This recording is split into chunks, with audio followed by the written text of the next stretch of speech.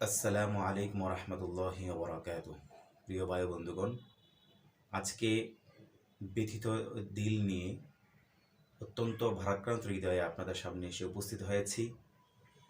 আমাদের সমাজে যতগুলো অশ্লীলতা এবং বেহায়াপনা চলছে, এর মধ্যে একটি নতুন এবং উচ্ছৃঙ্খল বেহায়াপনা হচ্ছে র্যাগ ডে।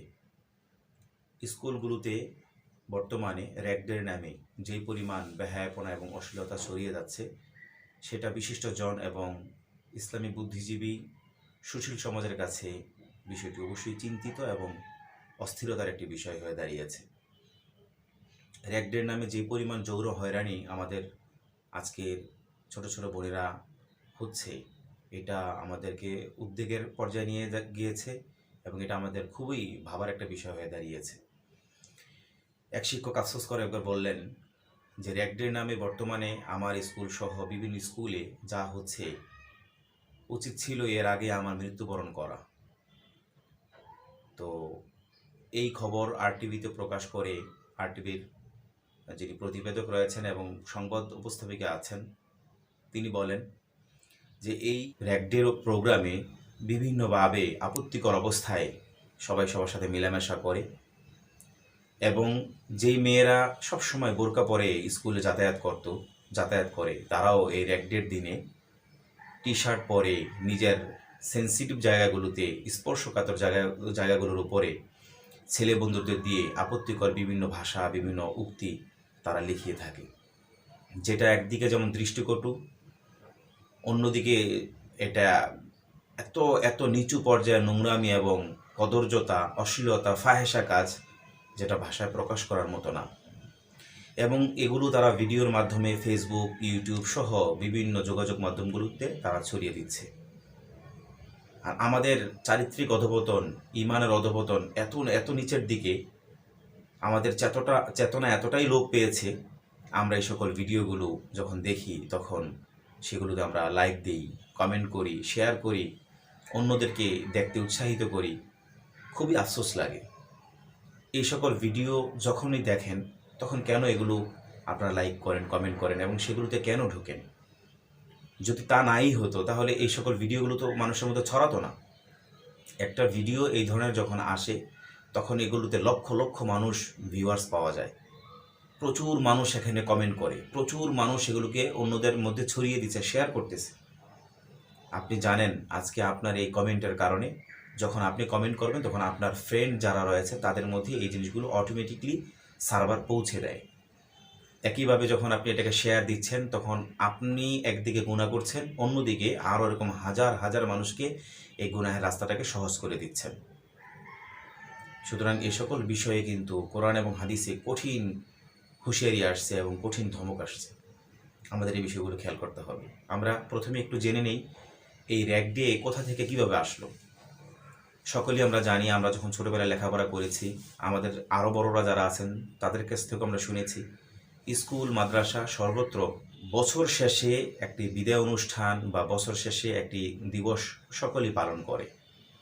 কিন্তু সেটার একটা ঐতিহ্য ছিল, সেটার একটা ইতিহাস ছিল, সেটার একটা শালীনতা ছিল। র্যাগ ডে মানে হচ্ছে বিদায়ের দিন, র্যাগ মানে হচ্ছে ছেঁড়া, বিদায় নেওয়া, ছুটে যাওয়া, আর ডে মানে হচ্ছে দিবস। সুতরাং র্যাগ ডে মানে হচ্ছে বিদায় দিবস। সোজা কথা, যখন এসএসসি পরীক্ষার্থীরা এসএসসি পরীক্ষা দিবে, দাখিল পরীক্ষার্থীরা দাখিল পরীক্ষা দিবে, তখন তারা সেই প্রতিষ্ঠান ছেড়ে অন্যত্র চলে যায়। তো সেই উপলক্ষে দীর্ঘ 10 বছর পড়াশোনার সমাপ্তি ঘটা উপলক্ষে ছাত্র, শিক্ষক সকলকে নিয়ে তারা একটা অনুষ্ঠান করে। এই অনুষ্ঠানটা দীর্ঘদিন যাবৎ আমাদের দেশের শালীনতার সাথেই চলে আসছিল। কিন্তু 1828 শতাব্দীর দিকে ইউরোপ এবং আমেরিকাতে এই র্যাগ ডে পালন শুরু হয়। অন্যান্য দেশগুলোতে র্যাগ ডে পালনটা স্বাভাবিক। তারা এই দিনে তারা বিভিন্ন রকমের নাচ গান করে এবং সেটা কিছুটা শালীনতা তাদের মধ্যে আছে। কিন্তু বাঙালি জাতি, আমরা এমন এক জাতি, এমন কলঙ্কজনক এবং আবেগপ্রবণ জাতি, কোনো দেশ কোনো অশ্লীলতা, কোনো খারাপি যদি সামান্য পরিমাণে করে, সেটাকে কয়েক গুণ বাড়িয়ে অনেক অনেক মাত্রা যোগ করে আমরা সেটাকে পালন করি। আমাদের দেশের সাকলাইন ডে, এই র্যাগ ডে, এই সকল বিষয়গুলো তারই সাক্ষী বহন করে। আপনি খেয়াল করে দেখেন, অন্য অন্য দেশে শ্রমিকরা বিভিন্ন বিপদে পড়ে, প্রয়োজনের কারণে ছেঁড়া প্যান্ট পরে, অর্থাৎ তাদের যারা নির্মাণ শ্রমিক রয়েছে, তারপরে ইঞ্জিনিয়ারিং বিভিন্ন শ্রমিকরা রয়েছে, ওয়ার্কশপে যারা কাজ করে, তাদের কাজের কারণে তাদের সেই ছেঁড়া প্যান্ট ইত্যাদি তাদের পরতে হয়। বাংলাদেশের অবুঝ বালকরা, বাংলাদেশের অশিক্ষিত নির্বোধ ছেলেরা সেই ইউরোপ আমেরিকার কারখানার ছেলেদের ছেঁড়া প্যান্ট দেখে বাংলাদেশেও হাঁটুর জায়গায় বিভিন্ন জায়গায় ছেঁড়া, রং নাই এমন প্যান্ট পরে তারা ঘোরাঘুরি করে। অথচ তারা একটু চিন্তা করে না, তারা তো শ্রমিক ছিল। তো এদের মধ্যে বাংলাদেশের মানুষের মধ্যে চেতনাই হলো যে যখন ইউরোপ আমেরিকার কোনো ছেলে ছিঁড়া প্যান্ট পরে তাহলে এটা মনে হয় ফ্যাশন, এটা মনে হয় স্টাইল। তারা সেটাকে নকল করে নিজেরাও পড়া শুরু করে দেয়। এটা খুবই আফসোসের বিষয়। আপনি দেখেন বিশ্বকাপ ফুটবল যখন হয় তখন খোদ আর্জেন্টিনা এবং ব্রাজিলও অতটা মাতামাতি করে না যতটা আমাদের বাংলাদেশের যুবক যুবতীরা মাতামাতি করে। জুয়া থেকে শুরু করে, বাজি থেকে শুরু করে, বিভিন্ন রকমের মারামারি, হত্যা, খুন, টাকার অপচয়, অনেক কিছু হতে থাকে আমাদের বাংলাদেশে, যেটা যেই দেশে স্বাগতিক দেশ রয়েছে অর্থাৎ যারা খেলার আয়োজন করে তারাও এতটা মাতামাতি করে না, বাংলাদেশের জনগণ যতটা মাতামাতি করে।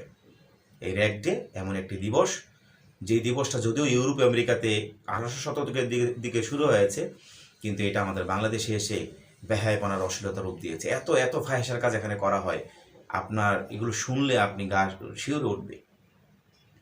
সেই দিনে প্রচুর পরিমাণে শত শত হাজার হাজার মেয়েদের শ্লীলতাহানির ঘটনা ঘটে, যৌন হয়রানির শিকার হয়। এই সকল বিষয়ে আমাদের সম্মিলিত উদ্যোগ প্রয়োজন। মানসিক হাসপাতাল থেকে মানসিক ডাক্তাররাও পর্যন্ত মতামত দিচ্ছেন যে এই সকল বিষয়ে প্রথমত আমাদের অভিভাবকদের এগিয়ে আসতে হবে। আপনার সন্তান কেন র্যাগ ডে উপলক্ষে সাজসজ্জা করে বের হবে? আপনার মেয়েকে আপনি 10টি বছর আগলে রেখেছেন, ইন্টার পর্যন্ত প্রায় আরও 12টি বছর আগলে রেখেছেন, 18টি বছর, তার 19টি বছর পার হলো। এই মেয়েটাকে র্যাগ ডের নামে এই দিবসে পাঠিয়ে, অনুষ্ঠানে প্রোগ্রামে পাঠিয়ে আপনি যে শেষ করে দিচ্ছেন, আপনি কি একবারও ভেবে দেখেছেন? আপনার কাছ থেকে সে সহজভাবে বুঝিয়ে চলে যাচ্ছে, কিন্তু আপনি বুঝতেছেন না এই জিনিসটা কি। বাসা থেকে যখন যায় তখন বোরকা পরেই যায়। এই র্যাগ ডেতে প্রথমত কেক কাটা হয়, তারপরে টি শার্ট বিতরণ হয়, সাদা টি শার্ট। যারা বোরকা পরে তারাও বোরকার উপরে এই টি শার্টটা পরিধান করে। টি শার্ট পরিধান করার পরে ছেলেরা মেয়েরা সবাই যে যার যার মতো এই টি শার্টের মধ্যে কমেন্ট করতে থাকে। এত এত বাজে কমেন্ট গুগলে সার্চ দিলে, ইউটিউবে সার্চ দিলে পাওয়া যায়, যেগুলো আপনাদের সামনে বলার মতো আমার ভাষা নাই। এই সকল শব্দগুলো তারা ব্যবহার করে এবং এই সমস্ত শব্দ আপনার মেয়ের টি শার্টের উপরে তারা লিখে থাকে। সেই টি শার্টও আপনি দেখেন না, আর সেই ঘটনাটাও আপনি জান না, থাকেন না। তো প্রথমত কাজ হচ্ছে আমাদের যারা অভিভাবকবৃন্দ রয়েছেন এই সকল দিবসগুলোতে, এই সকল অনুষ্ঠানে তাদেরকে বাসা থেকে বের হতে না দেওয়া। দ্বিতীয়ত আমাদের যারা প্রতিষ্ঠানের প্রধানগণ রয়েছেন, প্রতিষ্ঠানের কর্তৃপক্ষ যারা রয়েছেন, এই সকল অনুষ্ঠানের আয়োজন তারা যেন করতে না পারে। এই আয়োজকগুলো সাধারণত ছাত্ররা হয়। তো ছাত্ররা কিভাবে করে যদি আপনার প্রতিষ্ঠানের পক্ষ থেকে অনুমোদন না থাকে? সেদিন আপনি অনুষ্ঠান যদি তাদের করতে হয়, অনুষ্ঠান যেভাবে শালীনভাবে করতে হয় সেভাবে করবে। যে কোনো অনুষ্ঠানে নতুনত্ব থাকতেই পারে, সেটাতে শালীনতা থাকবে, বাংলাদেশের কৃষ্টি কালচার থাকবে, সভ্যতা ভদ্রতা থাকবে। কিন্তু আমাদের সকল ভদ্রতাকে উপেক্ষা করে, সকল শালীনতাকে বিবর্জিত করে, ধুলোয় মিশিয়ে আমরা কিভাবে এই ধরনের কাজে অনুমোদন দিতে পারি? এই জন্য শিক্ষা প্রতিষ্ঠানের দায়িত্বশীল যারা রয়েছেন র্যাগ ডের দিনগুলোতে বা এই সকল অনুষ্ঠান যেন তারা এভাবে করতে না পারে, বরং ছাত্র শিক্ষক সম্মিলিতভাবে প্রাতিষ্ঠানিকভাবে এখানে আয়োজন হবে, সেখানে সকলে স্মৃতিচারণ করবে, কথা বলবে, সামনে এগিয়ে যাওয়ার পথ দেখাবে, স্বপ্ন মানুষের সাথে শেয়ার করবে, স্বপ্ন দেখাবে। এই ধরনের প্রোগ্রাম হতে পারে। 3 নম্বর কাজ হচ্ছে প্রশাসনিক দায়িত্বশীল যারা রয়েছেন, জনপ্রতিনিধি যারা রয়েছে, তাদের বিষয়টি খেয়াল করা উচিত। এই যে ছেলেরা রং মাখামাখি করে, টি শার্ট গায়ে দেওয়ার পরে লেখালেখির পরে কি করে, সবাই হোলি খেলায় মেতে ওঠে এবং এই রং ছিটাছিটি করতে গিয়ে স্কুল থেকে, কলেজ থেকে তারা বেরিয়ে রাস্তায় চলে আসে এবং রাস্তায় এসে অন্যান্য মানুষকে হয়রানি করে। তারা উদ্যমতার সাথে নাচানাচি করে, হিন্দি ইংরেজি গানের সাথে তারা নাচানাচি করে। মানুষের মধ্যে এক ধরনের একটা ভীতিকর অবস্থা তৈরি হয়। সেই সময় প্রয়োজন পুলিশ প্রশাসন যারা রয়েছে তাদেরকে কন্ট্রোল করা। 4র্থ নম্বরে যারা রয়েছেন সমাজের প্রভাবশালী ব্যক্তিরা, সমাজে অনেক প্রভাবশালী ব্যক্তিরা রয়েছেন, তাদেরও বিষয়টি নজরে আসা উচিত যে এই সকল কাজের সাথে স্কুলের, কলেজের, ইউনিভার্সিটির মেয়েরা জড়িত এবং এইভাবে সমাজের স্বাভাবিক ধারা নষ্ট হচ্ছে। এইভাবে যদি চলতে থাকে সমাজ একসময় এমন একদিকে চলে যাবে আপনারা কল্পনা করতে পারবেন না, যে আসলে সমাজে মানে লজ্জা বলতে কোনো জিনিস থাকবে না সমাজের মধ্যে, এবং মেয়েদেরকে সংরক্ষণ আমরা করতে পারবো না। সুতরাং সমাজের প্রভাবশালী যারা রয়েছেন তাদেরও উচিত এই দিনগুলোতে সজাগ দৃষ্টি রাখা, এবং কোনোভাবে যেন এই ধরনের বেহায়াপনা, যৌন হয়রানিমূলক কাজ না হয় সেদিকে সজাগ দৃষ্টি রাখা। মহান আল্লাহ রাব্বুল আলামিন কোরআন কারীমে ইরশাদ করেন, ইন্নাল্লাযীনা ইউহিব্বুনা আন তাশিয়াল ফাহিশাতু ফিল্লাযীনা আমানু লাহুম আযাবুন আলীম ফিদ দুনিয়া ওয়াল আখিরাহ ওয়াল্লাহু ইয়ালামু ওয়া আনতুম লা তা'লামুন। অর্থাৎ যারা ঈমানদারদের মধ্যে বেহায়াপনা এবং অশ্লীলতাকে ছড়িয়ে দিতে চায়, তাদেরকে আল্লাহ রাব্বুল আলামিন হুঁশিয়ার করে বলেন যে তাদের জন্য রয়েছে যন্ত্রণাদায়ক শাস্তি, কঠিন শাস্তি রয়েছে। ফিদ দুনিয়া ওয়াল আখিরাহ, এটা দুনিয়াতেও আল্লাহ তাআলা দিবেন, আখিরাতেও দিবেন। সেটা কিভাবে দিবেন? এই জন্য আল্লাহ তাআলা বলছেন, আল্লাহু ইয়ালামু ওয়া আনতুম লা তা'লামুন, এটা আল্লাহ তাআলাই ভালো জানেন কিভাবে দিবেন, এটা তোমরা জানো না। একইভাবে রাসূল করিম সাল্লাল্লাহু আলাইহি ওয়াসাল্লাম হাদিসে পাকে ইরশাদ করেন, যে সকল নারীরা অশ্লীলতা ছড়িয়ে দেয়, বেহায়াপনা ছড়িয়ে দেয়, বেপরদার সাথে রাস্তায় ঘোরাঘুরি করে এবং ছেলেদেরকে খারাপ কাজের দিকে উদ্বুদ্ধ করে, উৎসাহিত করে, সে সকল নারীরা জাহান্নামে যাবে, তারা জান্নাতের ঘ্রাণও পাবে না। এই জন্য এই সকল বিষয়ে আমাদের সকলের সচেতনতা জরুরি। যারা ভুল করছে তাদেরকে বোঝানো আমাদের দায়িত্ব। আমরা আমাদের সকলের জায়গায়, শিক্ষকের জায়গায়, অভিভাবকের জায়গায়, একইভাবে জনপ্রশাসনিক ভাবে যারা রয়েছেন তারা, এবং জনপ্রতিনিধির যারা রয়েছেন, সকলেই যদি প্রত্যেকের জায়গায় আমরা এই বিষয়টাতে একটু সচেতনতার পরিচয় দিই, তাহলে আশা করি আমাদের সমাজ সুন্দর হবে, রাষ্ট্র সুন্দর হবে, আমরা এই বেহায়াপনা, অশ্লীলতা এবং উশৃঙ্খলা থেকে মুক্তি পাবো। আল্লাহ তাআলা আমাদের সকলকে এই সকল বিষয়ে বুঝে এবং সেই অনুযায়ী পদক্ষেপ গ্রহণ করার তৌফিক দান করুক। ওয়া মা তাওফীকি ইল্লা বিল্লাহ। আসসালামু আলাইকুম।